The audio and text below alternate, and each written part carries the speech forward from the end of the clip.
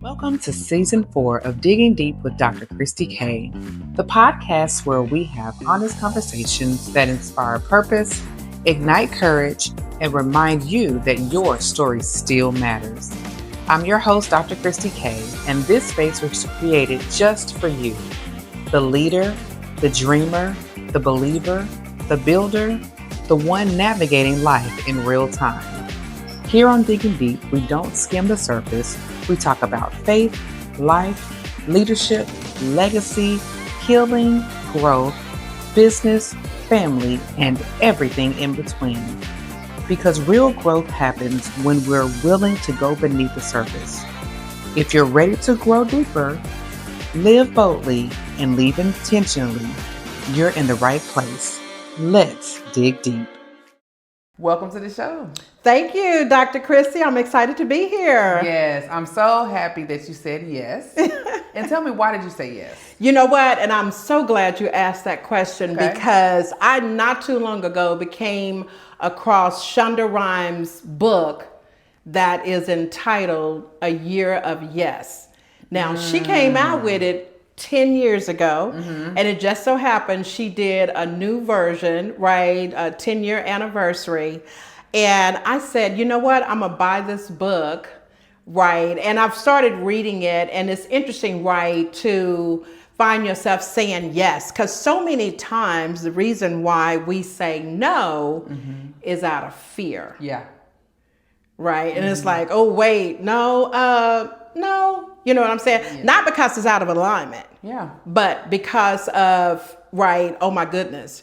So I decided to say yes. Yeah, thank you. And I have seen you in action over the years, even before we served together in a particular organization. Yes. And I have always admired how you can work a room. Thank you. People gravitate to you. Your energy is so authentic. Thank you. And you operate in a very transparent manner. Yes. And so I just love watching you work. Oh my goodness. Well, thank you. That means a lot coming from you, Dr. Christie. Because look, I admire you when I think about, your business and how you go about it. Authentically, transparency, right? And all of that. I think that, so anytime someone at that caliber says they admire me, right? Thank you. Yes. The reason why this conversation is so important, because there are so many people who operate on passion alone.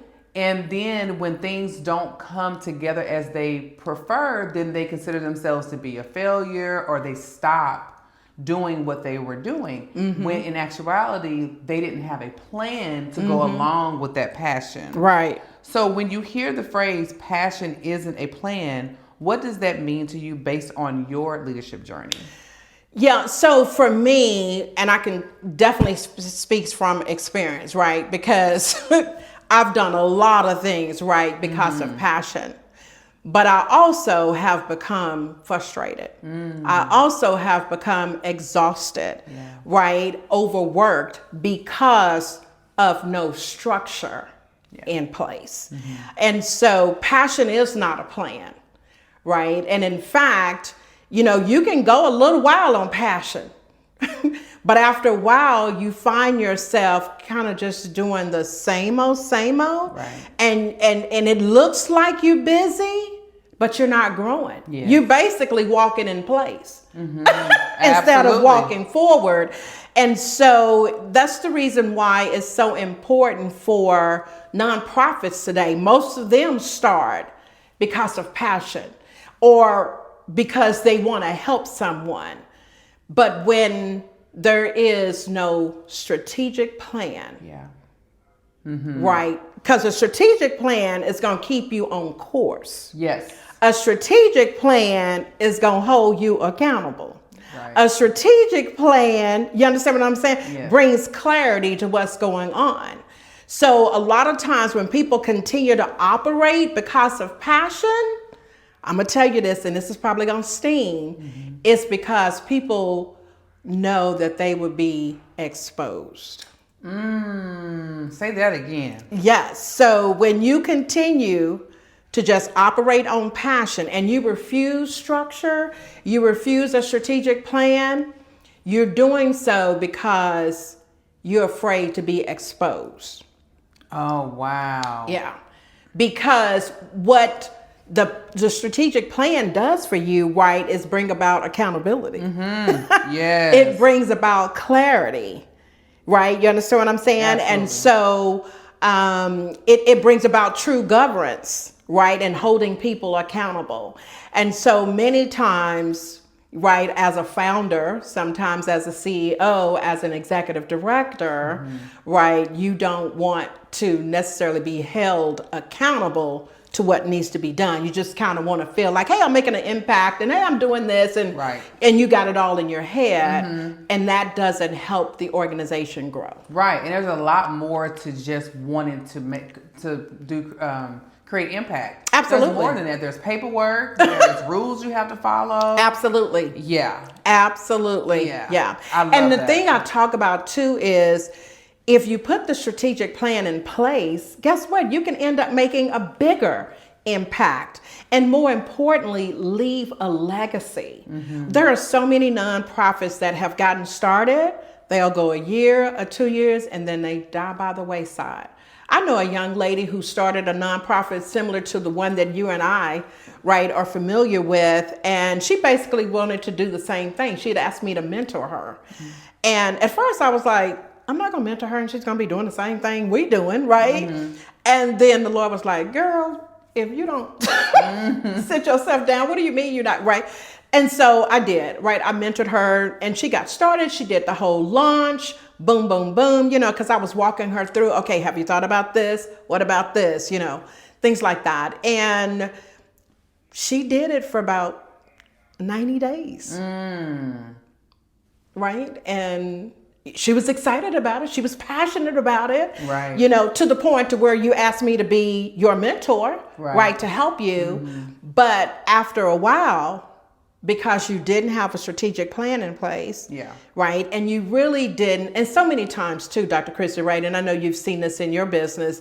So many of us as African-American people, we want to start a business, but we don't do our due diligence in preparing for what the business can be, should be, right? We just get started, right? We go get a URL, we go get, you know what I'm saying? We get a couple of colors, right? Half of a logo, you can make them on Canva today, right? You know what I'm saying? And so you done put your shingles out, you know, and the grand opening. We definitely doing a grand opening. You know what I'm saying? Like we got to have the charcuterie boards, the wine, you know, we doing all of that. And, you know, we have to have the macaroons with our logo on it. We doing all of that for sure. And we bringing in a photographer, videographer. We doing all of those things and don't have plan one. Written down. Nothing. I talked not too long ago about the real work happens after the grand opening. People put so much money in the grand opening. I'm like, you better open those doors, get you a piece of ribbon from Michael's. Cut it with your scissors from the dollar store. Right, and say grand opening. And save that money. Absolutely. For operations. Absolutely. But it happens every time. And so you end up, and here's the thing too for me about the nonprofits. We're trying to help our community, right? We're trying to help the very people who need it. And so the problem for me is that as a nonprofit, you're in survivor mode. KJ, what does that mean? That means that you're barely making it yourself. And you want to help people in the community. You can't help the people in the community because you can't even help yourself. That's right. You know what I'm saying? And so for me, that's a problem because how can you truly make an impact in our community when you don't even have your ducks in a row? And I'm not saying you got to have it all figured out, but you need to have set down and, you know, with the financial planner, you know, with some potential donors, how do you plan to get your money rolling in here? That's right. Right, as donations. You got to have more than one avenue. right? You can't depend on good old government. Right. We know what they doing, right? So you got to really come up with this plan, and you need people to help you. And I see this all the time too. So many nonprofits, right, want to work on volunteers. That's great. But guess what? Your volunteer ain't got to come tomorrow. That's right. A volunteer is not committed like an employee would be. Yes. You understand? An employee is coming. Right. They gonna do the work because they want to get paid. Right. Right. And we hope, right, that they believe in the mission.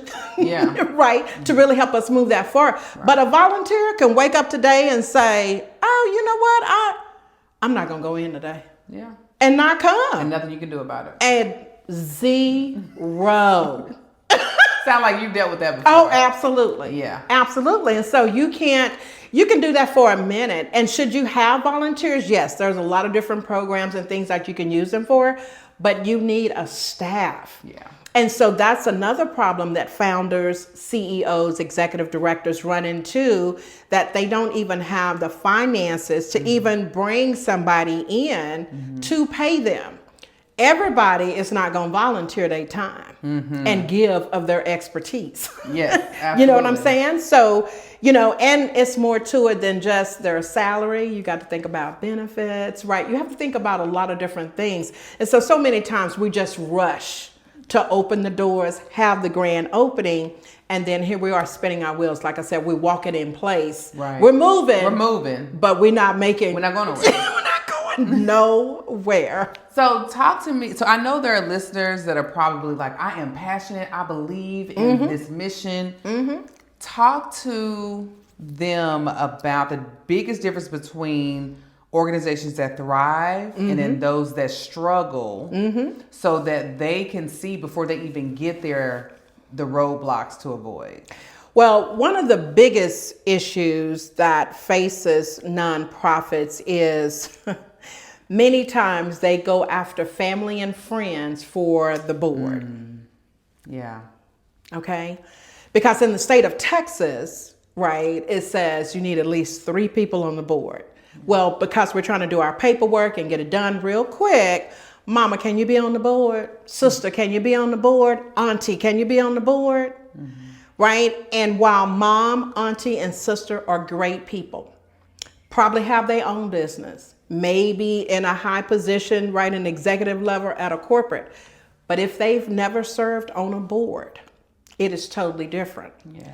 Right? And so many times that is the reason, right? So they bring in the wrong people, right? Because think about that for a minute. You have your mom, you have your aunt, you have your sister on the board. Yeah. Okay. Are they really going to challenge you? No. No. Well, they may. But yeah. Yeah. Because if you're the founder and you say, hey, this is what we got to do, oh, okay. Because they see it as this is your baby, right? So whatever you say needs to be done to be done. Yeah. And so for nonprofits, it is critically important to not only bring on people in certain expertise, like somebody knows marketing, somebody knows operations, somebody knows HR. That's a huge component that a lot of times is missed. Right? Understanding the laws, right? So you want to bring people in that has those different expertise, but you also want people that understand what it means to truly be a board member, right? Got it. Most boards that we see, right, unfortunately from us as African Americans, is what is called a working board. Right? KJ, what does that mean? That means that the board is doing operational stuff. And every single time when that happens, governance is not taking place. Got it. Right? So because you're doing the work of the staff. Yes. Right? And technically you can't do it well. Why not? Because 9 times out of 10 as a board member, you have your own business. Or you work for someone. Yeah. So you got a full-time gig. So you can't really dedicate the time, the effort that's really needed for the nonprofit. Right? So many times what happens is, and many times they stay in that survivor mode, is because they have a working board or they have a volunteer base nonprofit, you know what I'm saying, versus really bringing in that expertise and having folks that governs. And then you have a staff who really can help you with the operational piece. They just don't do, and again, back to the plan, right? The Bible even tells us, right? No vision. Yeah. The people what? Perish. Yeah. I mean, you know what I'm saying? So you have to have that. And many times too, and you've probably seen this, Dr. Christie, right? Just in your day to day, you can say, hey, I want to do X, like you starting out. Oh, I want to do X. But if that's not written down, nobody really holding you accountable. Right. Tomorrow, you're doing something else. Absolutely. Next week, you're doing something else. Yeah. And before you know it, you now are doing all of these different components that is not in alignment with why you started the nonprofit. So that is huge. So when I think about it, it's the boards, you know, not bringing in the right people. You can even not even hire the right staff, right? Because again, you're just trying to get started. You know, oh, you see the community is hurting and you really want to help them. And so you really have to make sure that you're planning out each of these components, have that strategic plan. And can I help the audience today? Don't come up with 10,000 line items for a strategy. Yeah. Because you're not going to execute on all of them. Pick you no more than 3 and move forward. Yeah. Because those 3 is a lot of work. Right. If you do it fully. Absolutely. Right. So you don't have to start everything today. You don't need 10 programs to implement today. You know what I'm saying? And a lot of times just start with the one. Yes. In your first or 3 years and then grow. Yeah. You know what I'm saying? So it's just really a matter of them understanding that they have to have a strategy. You have to have a board. And what the board does is they just oversee, right? Making sure that the CEO, the executive director, right, is executing the approved strategy. Right. Right? That's all it is. That's all. It's it. I think about the boards that I've served on, and you know, I've had some where I was a part of a working board and a board that wasn't a working board. Sure. And I've really enjoyed seeing the different aspects of each. And I often think about people on the outside looking in, that's looking at the polished finish of a nonprofit. And before serving on boards, I would think, oh, they have themselves together. Everything is crisp and everything is perfect and all the things. But to get on the other side, and I'm like, wow, yeah, there's a lot. It is. Talk to me about tensions that occur, you know, when the audience or the consumer is on the other side that they don't see on the inside. And the reason why I'm asking that is because I want those who are currently have a nonprofit and maybe going through turmoil. It's important for you to know that this is not something that doesn't occur. Exactly. So let me say this too, and this is critically important for all of the nonprofits out there. If your board is not receiving board training, normally you would say, Houston, we have a problem. We're in DFW. DFW, we got a problem. All right. You have to ensure that your board receives proper training and that everybody really understands, right, their role. Many times what happens is a board has the weight really of the mission on its shoulders. That's its ultimate responsibility, right, is to ensure that staff, right, is executing on the mission. At the end of the day, that's it. So the board carries weight such as, do we fire the CEO and bring in someone new? And that's huge, because we all know that anytime leadership changes, right, the course is going to change. Yes. The mission is not going to change, but the leader is going to kind of move you in a different direction, right? Many times people don't understand that the board has on its weight the financial the fiduciary responsibility of the organization. It has to ensure that the CEO or the executive director and staff is paid. Yeah. There has to be funds available for that to cover their benefits, right? So they carry the weight of that. They carry the weight of ensuring that those revenue streams, right, are coming in. Rent is paid, right? Electricity is paid. All of the things, right? Systems are in place, right? They really, are looking at that and saying, hey, where do we need to improve on systems, right? Because the CEO may have gone to them and say, hey, in order for us to grow, we need to be able to do this, right? And so they carry the weight of, is it possible or not possible? Right. Right. And so many times, and that's even in a for-profit. I mean, you know what I'm saying? People don't understand that, but it's not easy because you really are carrying the volunteers' life in your hand, the staff members, right, in your hands on every decision you make or don't make. Right? Because at the end of the day, the board has to approve or disapprove whatever has been presented to them. Right? And so ultimately, they drive what the organization, in essence, will accomplish or not accomplish. Yeah. So the weight is heavy for any board member. And I'll just throw this out here as well.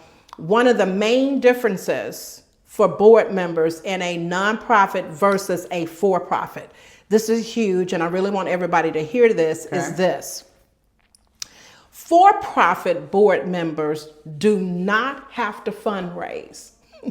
For-profit does not have to fundraise. For-profit. So if you're on a board at a corporation, they're not asking you to bring in money. Why? Because the for-profit organization makes money. Got it.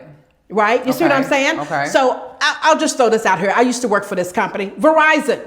Verizon's board of directors does not have to go find money, look for money, do none of that because Verizon makes money. Got it. Okay? Yes. A nonprofit is totally different. Yeah. Okay? So board members, right, have to bring in the money. Got it. And that's one of the biggest difference. So I always challenge our CEOs, our executive directors, at board chair, when you're bringing on a new board member and they say, I don't fundraise, that is the only red flag you need to say no to them.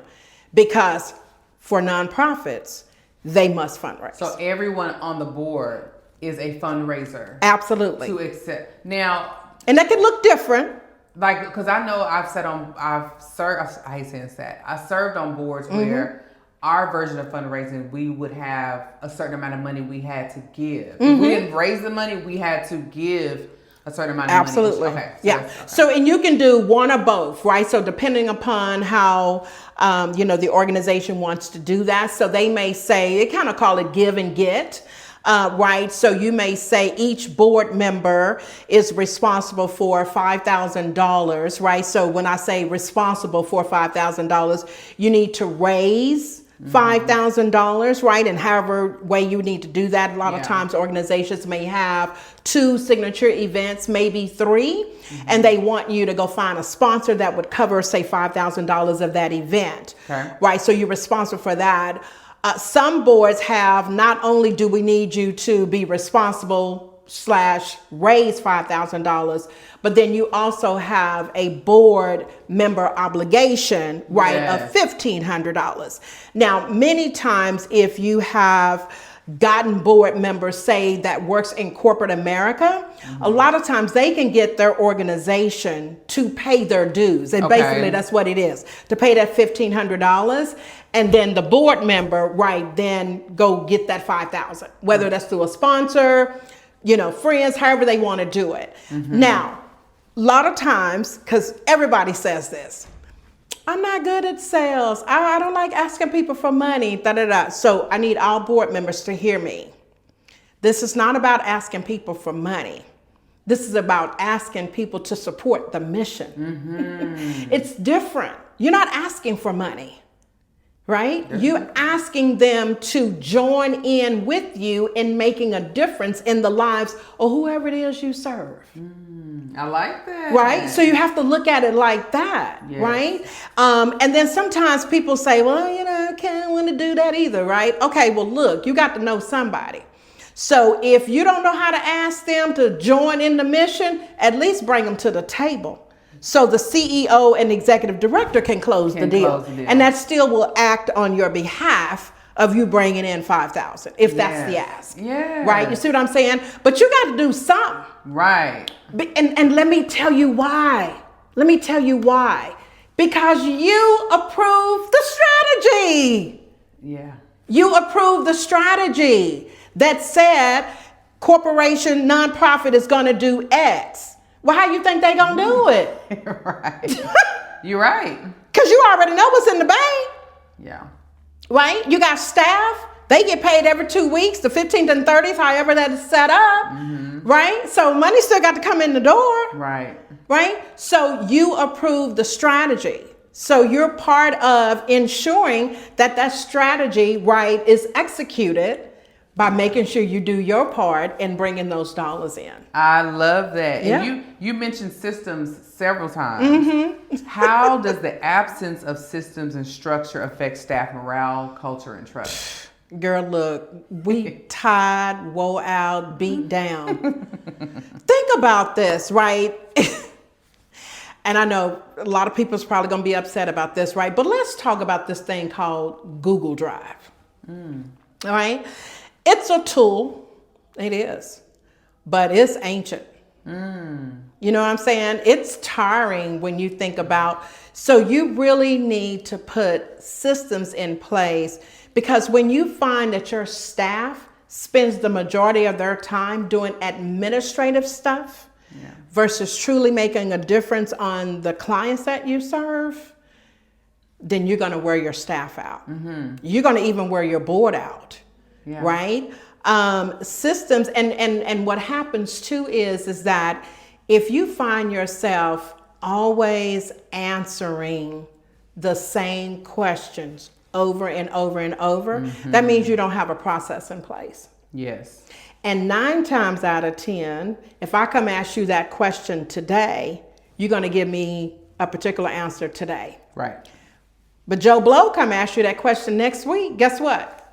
You're going to give a different answer. Right. So what's happening is that the same question is being asked, but a different answer is being done. So what happens now to the morale of your employees? They now don't fully trust, right, how it's going to be done, because it's being done differently every time somebody go ask the question. Right. Yeah, that's no system. That's no system. Right. So founders, CEOs, executive directors, it is key to get everything out of your head and get it documented, right? Even if you do, and say, look, this is, and ask the hard questions. If you need help, reach out to me. I can help you ask the hard questions, but you got to get everything documented, right? So here's the deal. Many founders, CEOs, executive directors, they hold on to this, right? Many times just out of, oh, they can't do it the way I do it. Well, you don't want them to do it the way you do it. Right. There's more than one way, right, to skin a cat. Yes. At the end of the day, right, we want to just get the job done, right? But if you're holding on to all of that, think about this, right? That the employees got to come ask you a question every day, right, all the time. Guess what? As the founder, CEO, and executive director, because I tell founders, executive directors, CEOs that you are the mayor of your nonprofit. What does that mean? You need to be out in the community, shaking hands and kissing babies. Yes. Right? And guess what? You can't do that if you're in the office because you don't have a process written down. That's right. And let me help you with this too. You're also telling your staff that you don't trust them. Yes. Yes. You don't trust them. I got to be here, right? And you'll never grow, and you won't make the impact that you truly want to make. The executive CEO, right, founder needs to always be out in the community. You need to be going to events, representing your organization, telling more, because let me tell you, everybody don't know you exist. Right. And you need to be out there letting people know what it is you do, how you make the impact, and how they need to join in the effort, right, in helping you, whatever it is you do. And so it is key to have these processes, right, these strategies in place, and trust your people, right, to do the work so that you can go out, right, and bring in more donors. So you can, even in touching the client that you want to make a difference for, more of them. I can't tell you, when I worked for, you know, just some nonprofits, I heard all the time, we didn't know you exist. We didn't know you exist. Been around for over 20 years, 40 years. We didn't know you exist. So guess what? You need to be out there letting people know you exist. Absolutely. Yeah. I remember starting Mansfield 10 years ago. I felt like I had to be in the building, touching every single family, every time. Even when I eventually brought on staff 4 or 5 years later, I'm at how'd it go? What happened? Right. I have to be on every single email. It was wearing me out, and I wasn't having I didn't have the opportunity to act as a true CEO. That's out right. in the community.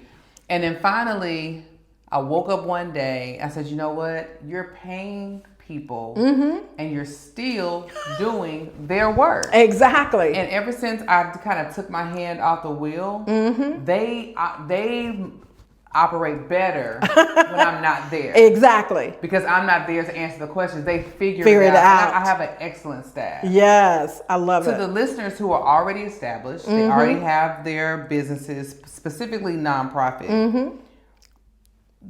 What's your advice to them about rebuilding and restructuring without crushing the spirit of their team?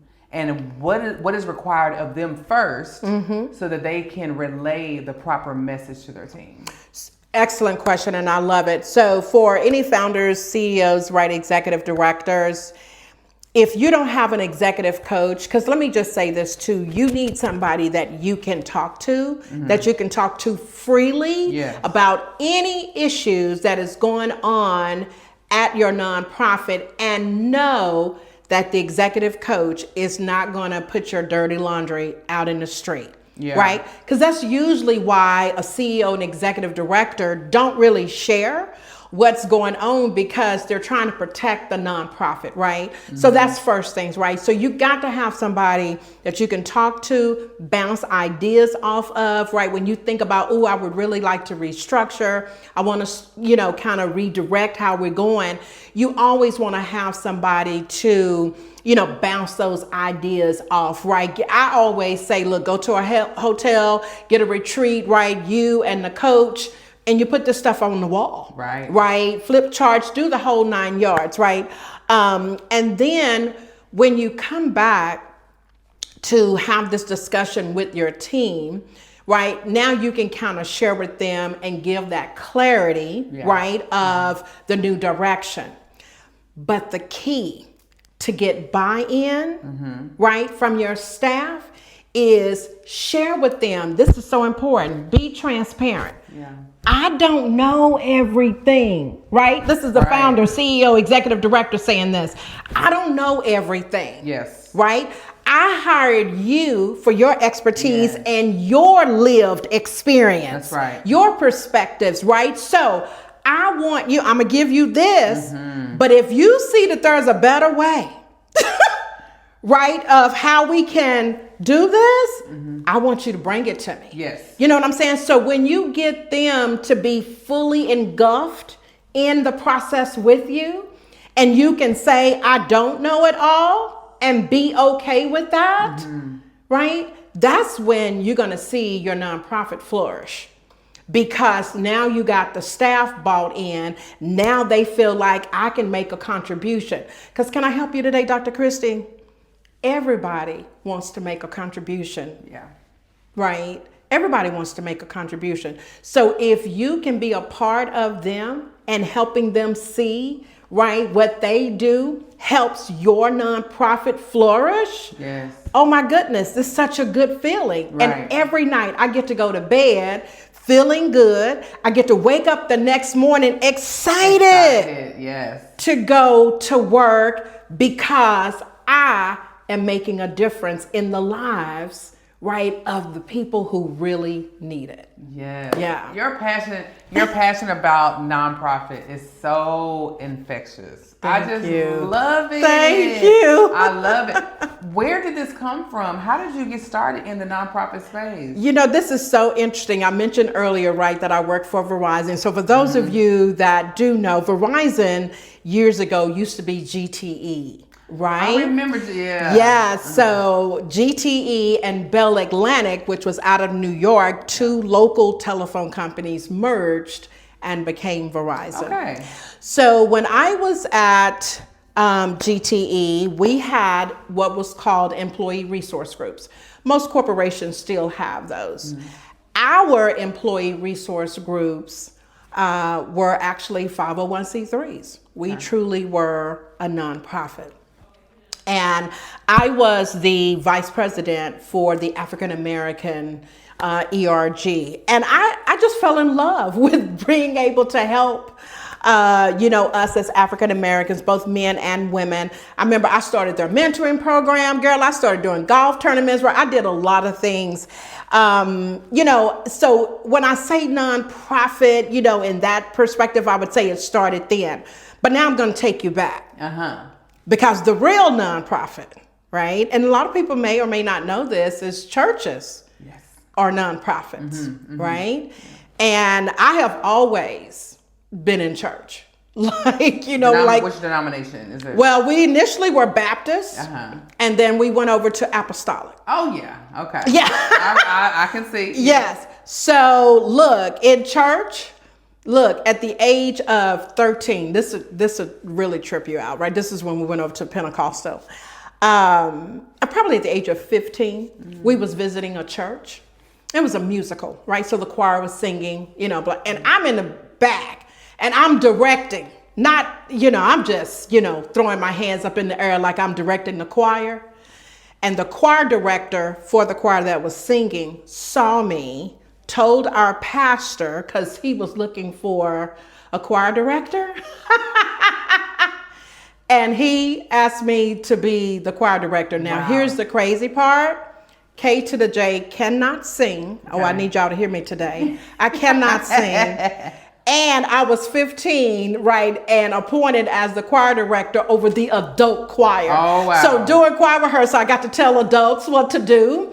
And then I also was secretary. So I have to say, really, my true passion, right, of really being able to just help, quote unquote, nonprofits started for me in the church. Okay. And I always have done that. My mom, when she was living, and look, my mom used to make all the costumes for all of the plays in the church. Girl, look, we was heavily involved. So I have to say it started there.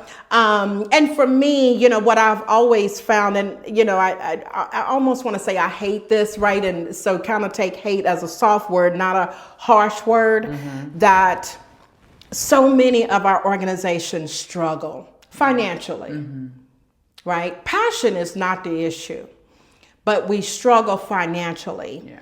And we can't really make the impact that we want to make, and we don't leave a legacy, right? When you think about major nonprofit organizations, they've been around for hundreds of years because they have the financial support to help them continue to make a difference in people's lives. And so one of the things that's for us as African Americans, I want us to move from just having a title and being excited that, hey, I'm the president of whatever. Right. I'm the executive director of, right? We get so hyped up, right, because of our titles. And then we're not really making a difference in the lives of people. And we're not able to because we don't have the money. That's right. Right? So it's really, I just believe that more of us as African Americans could be further along if the nonprofits right, that have been set up to help, right, our community, we could be so much further along. If the nonprofits had the financial support. That's right. Right, that it needs to truly make a difference in the lives of our communities, of our young people. And that's why it's very, passionate for me, because I know that we have very talented people, very educated people, right, in our community. But we got to, and I want to say this, I kind of get it to a certain degree because we've never had, right? And so then when you get a title, you're excited, right? But that title, with it comes responsibility, right? Yeah. And so you got to be okay to say, you know what? I don't know it all. Yeah. Let me bring Bob in here. He has that expertise, and let me ask him to help me. Yes. And let me bring in Sally Joe, because she has expertise over here, right, to help me. Because one of the things that I see for us as Black people is we're very proud people. Yes. And so we won't ask for help. You better ask for help. Absolutely. You better ask for help. And here's the deal. People want to help. And I always say closed mouths don't get fed. And doing the nonprofit, doing Black charity boardrooms, I tell you that closed mouths don't make an impact. You got to ask for what you need so that you can truly make the impact in the community that you so desire. Absolutely. With all the things that you do for the community, how do you take care of yourself? Great question. Great question. You know what? I have to say, because I'm this, right? So I tell people always ask, balance, right? And I tell people that balance does not exist. Okay. Right? And so I tell you this, you simply have to be where you have to be when you have to be there. Okay. Right? KJ, what does that mean? If the nonprofit, if there's a crisis or whatever is going on and you got to be there, guess what? You just got to be there. Right? And your family will understand. It's not like you're doing it all the time, right? But having systems in place, right? Having that strategic plan in place and really staying focused, right? With the clarity on it, being consistent with that. Guess what? I can take care of myself. Yes. Right? Because this is not about doing more. This is just truly about working with what God has already given you. Right? So I say, I get my time in every day. You know what I'm saying? Yeah. I get up in the morning. I'm not walking as much as I would like to, but we're walking, right? Because we're trying to get on this health journey. K to the J is 62. She'll be 63 this year. No way. Yes, When's yes. your birthday? November. Okay. November, yeah. So I'll be 63.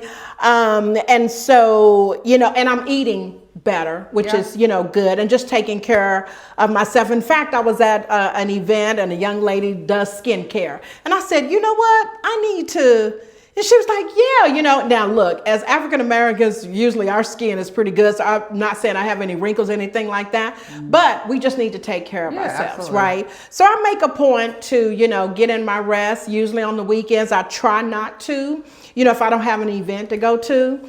Girl, people be trying to give me some girl. I'll be like, girl, look, I'm a homebody. I do not have to be in them streets. Same. I am so good, right? So, I have to say I do my due diligence really in making sure that I set aside time. I try to, at 6 p.m., I try to get off that computer.